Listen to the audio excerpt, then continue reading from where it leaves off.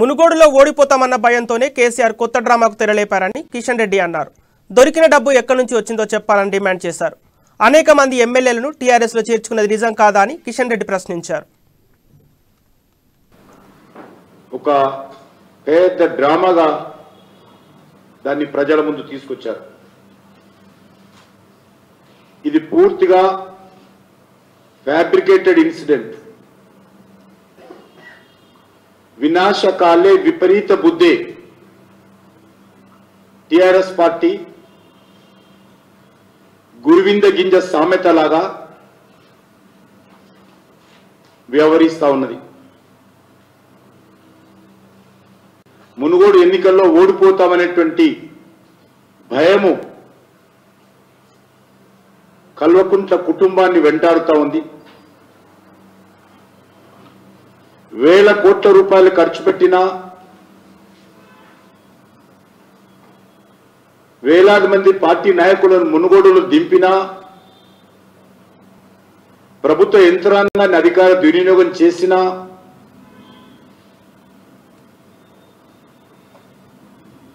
మునుగోడు ప్రజలు అధర్మం వైపు నడపరనేటువంటి అనేక సర్వేలు తేల్చి చెప్పాయి.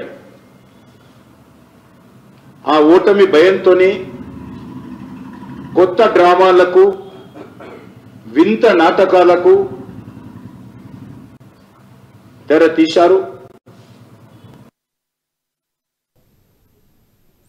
మునుగోడు నియోజకవర్గాన్ని టీఆర్ఎస్ నిర్లక్ష్యం చేసిందని బీజేపీ రాష్ట్ర అధ్యక్షుడు బండి సంజయ్ ఆరోపించారు.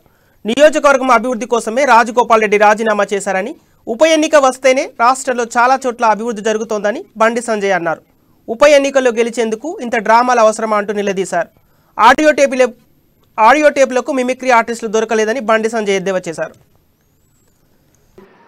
చివరకు వాళ్ళ అభ్యర్థుడు గంప కింద గమ్మి వాళ్ళ అభ్యర్థుడు బయట చూపట్టకపోవడము, అభ్యర్థిని వెంటేసుకొని తిరగడమే అవమానకరంగా భావిస్తారు టీఆర్ఎస్ పార్టీ నాయకులు.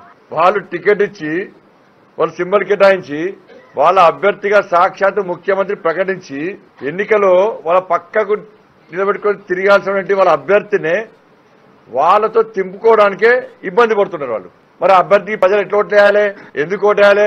రేపు ఇక్కడ ఉండదు ఎవరు, అభ్యర్థి ఇక్కడ ఉండేది. మేము వస్తాం పోతాం. ఇవాళ రేపు ప్రజలకు ఎప్పుడు రోజు కనిపించారు అభ్యర్థే. ఆ ముఖాన్ని చూడలేకపోతున్నారు, ఆ ముఖాన్ని చూపించలేకపోతున్నారు టీఆర్ఎస్ పార్టీ వాళ్ళు. ఇటువంటి పరిస్థితుల్లో భారతీయ జనతా పార్టీ రాష్ట్ర ప్రభుత్వం యొక్క వైఫల్యాలు, ఇచ్చిన హామీని నెరవేర్చకుండా ఏ విధంగా మోసం చేసిర్రో పూర్తి స్థాయిలో ప్రజలకు వివరిస్తూ, మునుగోడు నియోజకవర్గంలో రాష్ట్ర ముఖ్యమంత్రి ఇచ్చిన హామీలను ఏ విధంగా నిర్లక్ష్యం చేసిండు, తెలంగాణ రాష్ట్ర వ్యాప్తంగా ఈ ఎన్నికలు తెలంగాణ రాష్ట్ర భవిష్యత్తుకు నిర్ణయించే ఎన్నికలు. తెలంగాణ రాష్ట్రంలో పేదలు పడుతున్న ఇబ్బందులు మనం చూస్తున్నాం. వాళ్ళ ఇబ్బందులు మనం చూస్తున్నాం. మీడియా అనేక సందర్భాల్లో ప్రసారం చేసింది, అనేక కథనాలు వస్తున్నాయి అనేక సమస్యల మీద. ఏం చేయబోతామని చెప్పి